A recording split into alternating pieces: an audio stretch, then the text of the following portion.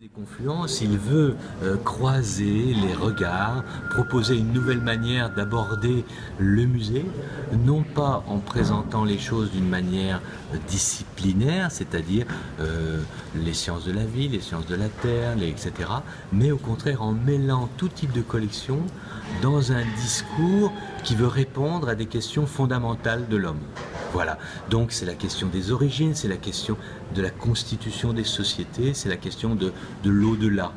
Donc on part des objets, on construit une histoire qui en gros est l'histoire de l'homme, et en fait on illustre cette histoire de l'homme par des fossiles, par des œuvres d'art, par des créations, par des objets techniques, etc. Alors on va trouver, je dirais, des mélanges d'objets extrêmement curieux.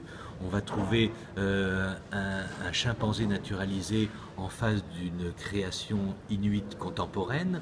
On va trouver un accélérateur de particules devant des boucliers africains ou des monnaies océaniennes. Et chaque ensemble cohérent, en fait, veut raconter une certaine histoire. Mais nous confrontons aussi des collections d'objets contemporains, je pense des téléphones,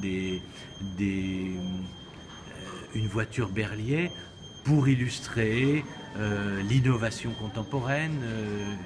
J'attends que le public vienne, j'attends de voir ses réactions.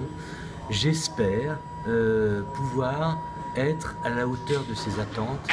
Et je pense qu'il va être fasciné. J'ai l'intime conviction qu'on est en passe de réussir notre pari. Mais c'est la sanction du public que nous attendons.